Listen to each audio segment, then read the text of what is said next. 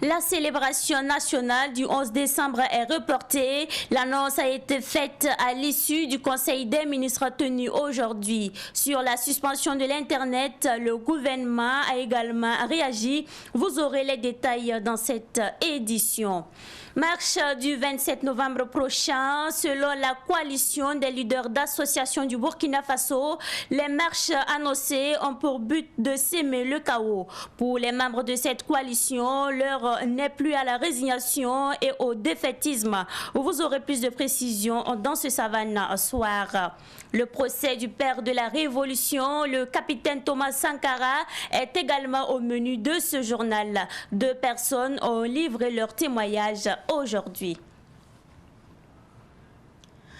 Bonsoir à toutes et à tous et bienvenue dans cette édition. Comme annoncé au début de ce journal, le Conseil des ministres a décidé du report de la célébration du 11 décembre 2021 à Zignaré dans le plateau central. Cette décision intervient suite à la situation de deuil successif subie par la nation, entraînant une situation de désolation au niveau de la population. Le Conseil a également pris d'autres décisions. Plus de précisions avec Siblina Kelsey. La célébration des festivités du 11 décembre 2021 à Zignaré dans le plateau central est reportée à l'année prochaine. Cependant, il est prévu des cérémonies de prise d'armes dans l'ensemble des provinces du Burkina Faso. Clément Sawadogo, ministre de l'administration territoriale et de la décentralisation, a invité les 13 régions à organiser des activités symboliques. Mais sur le plan national, il y aura la cérémonie de décoration. En ce qui concerne donc les activités comme les activités festives, la grande parade civilo-militaire et bien d'autres activités comme sportives, culturelles, récréatives, etc. Toutes ces activités feront l'objet de report. Le 11 décembre donc, ce que nous demanderons aux 13 régions, ce serait d'organiser des activités simples, symboliques, c'est-à-dire une cérémonie de prise d'armes suivie des décorations, je dis bien au plan régional, dans toutes les 13 régions de notre pays. Au plan national, il y aura bien sûr la cérémonie habituelle des décorations au palais présidentiel et on s'en tiendra pour l'essentiel à cela. Cette décision du Conseil des ministres intervient suite à la situation de deuil successif subie par la nation, occasionnant la désolation au niveau de la population burkinabé. Pour le ministre de la Communication, porte-parole du gouvernement, les récentes attaques d'Inata, de Foubé et de Tiou interpellent tous les Burkinabés sur la lutte contre le terrorisme. Pour ce faire, Ouseni Tamboura invite toutes les composantes de la société à se mobiliser autour des forces de défense et de sécurité. La solution militaire est certes une des solutions qu'il faut utiliser, parce que le militaire ou le fusil du militaire peut tuer le terroriste, mais il ne peut pas tuer le terrorisme, puisque le terrorisme est un phénomène de société, et ce sont des personnes qui continuent à s'enrôler, ce sont des personnes qui ont bâti des systèmes, qui mobilisent des ressources. Il y a lieu véritablement que chaque Burkinabé aujourd'hui se demande qu'est-ce qu'il peut bien faire pour que ce terrorisme finisse dans notre pays. Donc c'est encore de rappeler et de demander à l'ensemble des leaders d'opinion, de demander à tous les Burkinabés de porter le message déjà de sensibilisation pour favoriser le non-enrôlement des jeunes Burkinabés, des messages aussi qui poussent les populations à la collaboration avec les forces de défense et de sécurité. Le Conseil des ministres s'est également penché sur la prorogation de la coupure de l'Internet mobile de 96 heures. Pour Seni Tamboura, le gouvernement est conscient de l'impact économique de la coupure d'Internet. Voilà pourquoi elle n'est pas intégrale, mais sollicite tout de même la compréhension des usagers. C'est l'occasion donc encore une fois de plus de solliciter la compréhension des usagers. Et il s'agit d'une situation de fait qui est vraiment difficile. C'est 48 heures ou c'est cette semaine, on n'a jamais autant perdu de soldats. Si vous faites la situation du bilan, c'est quand même énorme, c'est important. Ensuite, si vous considérez donc une ambiance de demande de manifestation, vous savez qu'il y a des manifestations publiques, il y a forcément aussi des dispositifs de maintien d'ordre. et qui fait ces dispositifs de maintien d'ordre. C'est encore les forces de défense et de sécurité déjà éprouvées par autant d'attaques. Je pense qu'il est de la responsabilité du gouvernement de faire en sorte que nous puissions avoir une situation d'apaisement afin de permettre non seulement de rendre hommage, de nous recueillir sur cette situation, mais de faire en sorte que l'ordre public ne soit pas donc perturbé. Le ministre de l'Éducation nationale, Stanislas Waro, a indiqué à travers un communiqué qu'au regard des appels à manifester le 27 novembre prochain par certaines organisations, les établissements scolaires resteront fermés du vendredi 26 novembre au samedi 27 novembre sur toute l'étendue du territoire national. Le communiqué précise que cette mesure a pour objectif de préserver la sécurité des élèves, des enseignants et du personnel éducatif. Dans l'actualité de ce 25 novembre 2021, les membres de la coalition leader d'associations du Burkina Faso, Collab, ont animé une conférence de presse ce matin pour se démarquer de la marche du 27 novembre prochain. Pour ce mouvement, l'heure n'est plus à la résignation et au défaitisme, mais plutôt à la mobilisation générale. La conférence de presse s'est tenue en présence de Pakisba Mariam Ouitraogo. L'heure n'est plus aux statistiques douloureuses sur le nombre de morts et de déplacés internes. L'heure est au réveil patriotique. C'est le point de vue du mouvement national africain, membre de la coalition des leaders d'associations du Burkina. Peuple inter du Burkina Faso, l'heure est plutôt au réveil patriotique.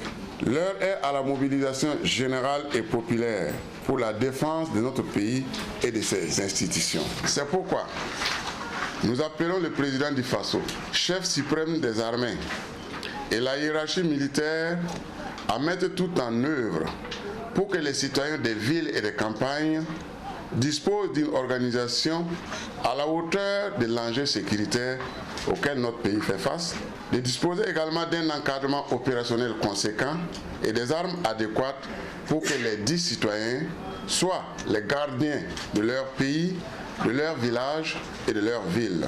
Selon le président du mouvement national africain, la marche du 27 novembre est l'œuvre de politiciens qui ont perdu aux élections précédentes. Il les qualifie de marcheurs putschistes.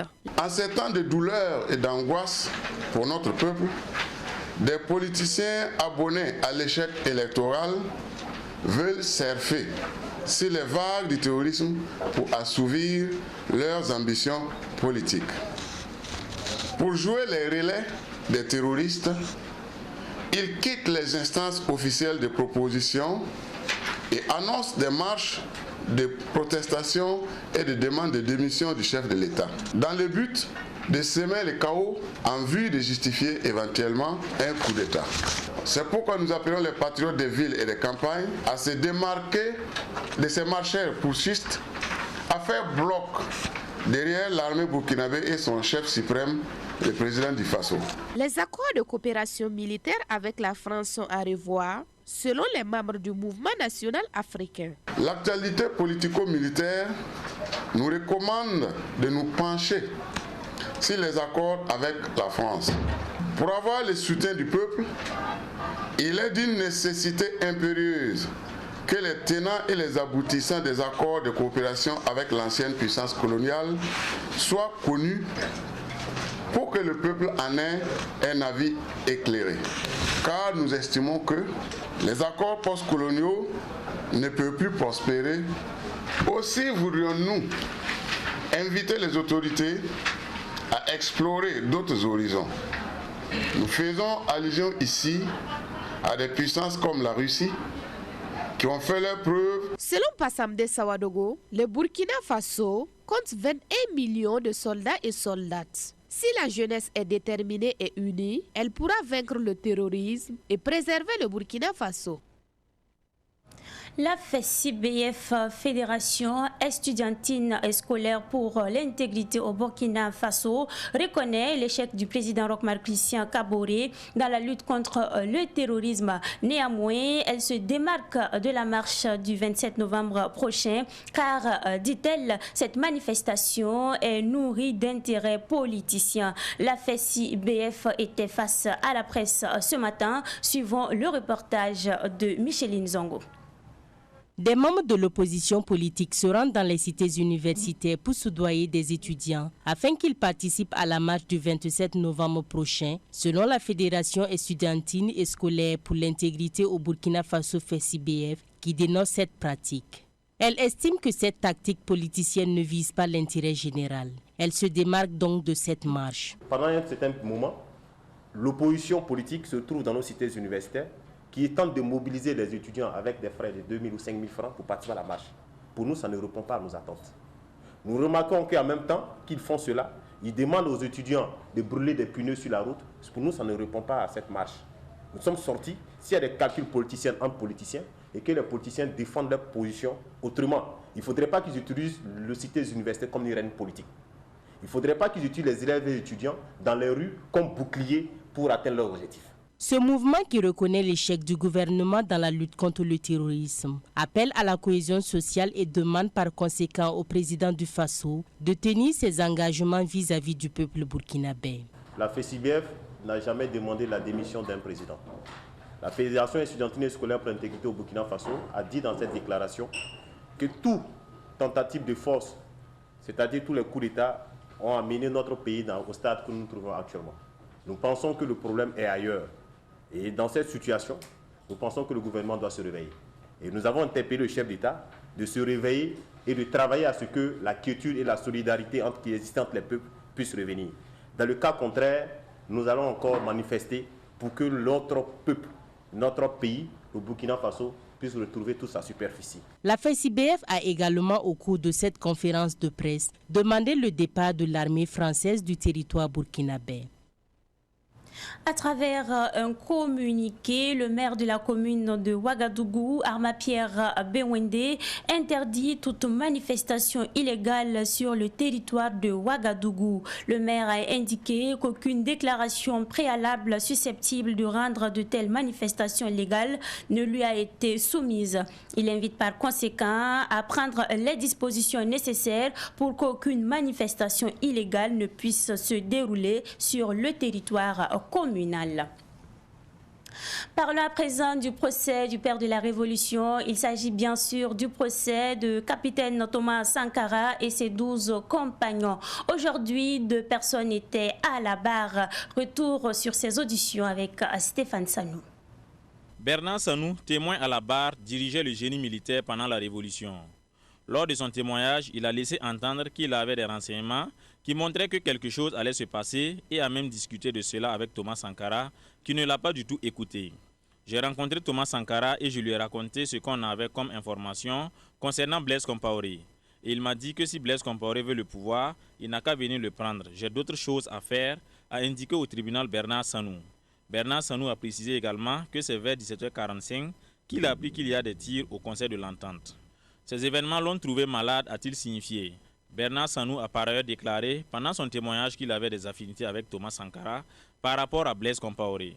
Moi j'avais des affinités avec Sankara, mais il faut noter qu'entre Blaise Compaoré et moi, ce n'était pas un parfum de mariage, a-t-il conclu. À la suite de Bernard Sanou, c'était au tour de Issa Dominique Konaté de livrer son témoignage en rapport avec les événements du 15 octobre 1987. Membre du comité révolutionnaire en qualité de conseiller économique du CNR, Issa Dominique Konaté faisait partie du bureau politique du CNR au nom du groupe communiste burkinabé. Il a affirmé devant la barre que les tirs au Conseil de l'Entente l'ont trouvé en réunion à l'hôtel Indépendance dans le cadre du Salon international sur l'artisanat. Une réunion qui a dû être stoppée au regard des tirs, a-t-il expliqué. Le lendemain, il a été conduit au Conseil de l'Entente par les éléments de la sécurité et il y trouvera Blaise Compaoré, Boukari Lengani et Henri Zongo qui vont l'informer qu'il y a eu des incidents et le président du Faso est mort. La police nationale a indiqué dans un communiqué que les informations circulant sur les réseaux sociaux et relayées par certains médias faisant état que l'officier de police démissionnaire Assami Ouedraogo est détenu par elle ne sont pas fondées. La police nationale précise que l'officier en question n'est gardé dans aucun service de la police nationale. C'est une nouvelle adresse à inscrire désormais sur son agenda culturel. La plateforme de mode vestimentaire Kene Fashion Days est conçue pour valoriser le tissu local et promouvoir le talent des jeunes de la culture. L'événement se tient chaque année dans la province du Kénédougou. La 4e édition s'est tenue le week-end écoulé. Retour sur ce rendez-vous de la mode vestimentaire avec Raymond Salif Zida de Savannah Media West. Les talents de la mode, nous en avons ici et le festival Kene Fashion Days en est un exemple. Les éditions se suivent et présentent au fil des ans la richesse, le talent, l'imagination fertile de nos créateurs. Cette année encore, les professionnels de la mode ont exhibé leur création à la faveur de la 4e édition. Kene Fashion Days est un concept innovant, alliant tradition et modernité. Cette plateforme de mode vestimentaire pour la valorisation du tissu local, mise en œuvre par Ben Idriss Traoré, est initiée pour accompagner les jeunes talents de la couture et favoriser leur savoir-faire.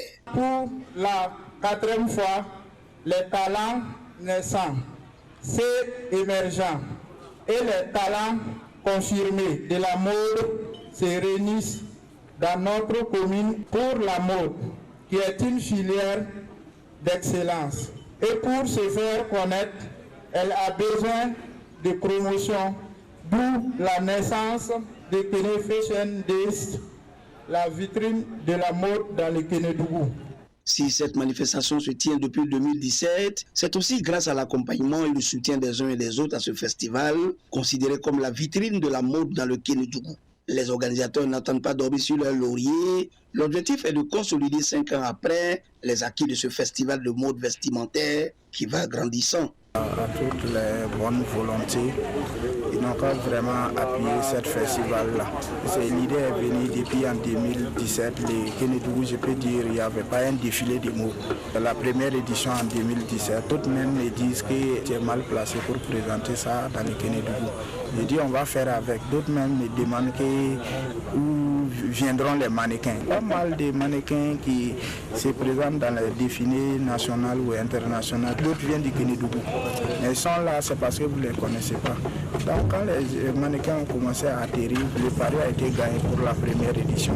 Professeur Khalifa Traoré, secrétaire général du ministère de l'Éducation nationale, de l'alphabétisation et de la promotion des langues nationales, parrain de la 4e édition, n'a pas pu faire le déplacement, mais son représentant a traduit toute l'importance et l'intérêt qu'il accorde à cette initiative. Ce qu'on a vu, en tout cas, je pense que c'est quelque chose qu'il faut encourager. Comme quelqu'un l'a dit ici, la couture nourrit son homme. Et je pense que ce n'est pas une mauvaise chose. Donc je les encourage vraiment à s'intéresser à cette activité. Kene Fashion Days, une autre adresse de la mode a inscrit désormais sur son agenda culturel. Les organisateurs prévoient des innovations à la 5e édition.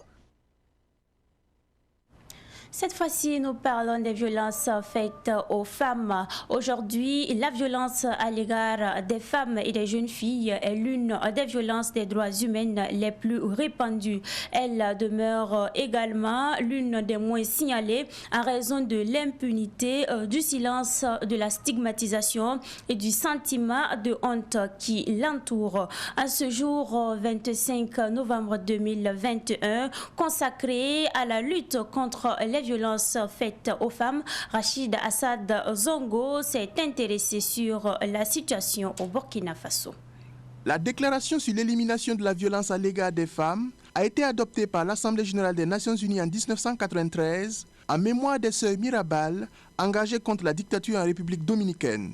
Emprisonnées et torturées suite à leurs actes militants, elles furent assassinées le 25 novembre 1960. Cette déclaration définit la violence à l'égard des femmes comme tous actes dirigés contre le sexe féminin et causant ou pouvant causer un préjudice ou des souffrances physiques ou psychologiques. Coups et blessures, mariage forcé et précoce, mutilation génitale féminine, féminicide, viol, harcèlement sexuel, séquestration, lévira, les femmes et filles subissent des violences physiques et psychologiques malgré les lois et mesures instaurées au Burkina Faso. Ces pratiques néfastes persistent à raison des préjugés, des fortes pressions familiales et socioculturelles, l'acculturation, la perte de valeurs sociales positives, le déficit dans l'éducation sociale, le manque de dénonciation et l'absence d'études sérieuses, d'où l'impossibilité de mesurer l'ampleur exacte des types de violences. Selon une enquête de base pour la prospective Burkina 2025, 70% des répondants ne perçoivent pas le mariage précoce et forcé,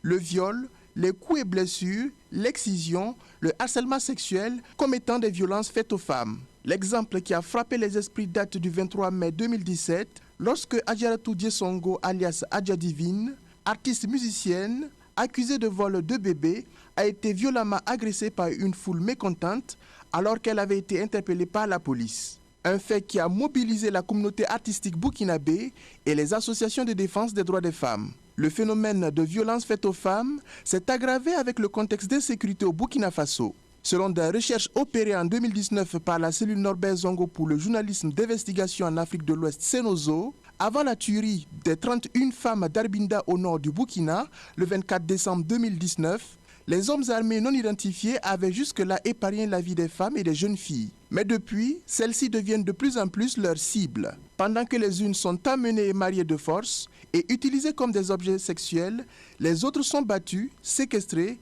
et violées sur place, parfois jusqu'à ce que mort s'ensuive. La plupart des victimes restent silencieuses dans les zones sous contrôle des groupes armés. Enfin, un autre fait qui passe sous silence est le phénomène des employés domestiques. Ces filles, pour la plupart originaires des villages, à la recherche de travail domestique en ville et communément appelées bonnes, sont souvent maltraitées. La divergence des perceptions rend difficile la lutte, d'où l'urgence de mener des actions de sensibilisation, mieux assurer la prise en charge des victimes, renforcer et appliquer les textes en matière de violences faites aux femmes. En attendant, le numéro vert d'alerte sur les violences basées sur le genre au Burkina Faso est ouvert au 80 00 12 87.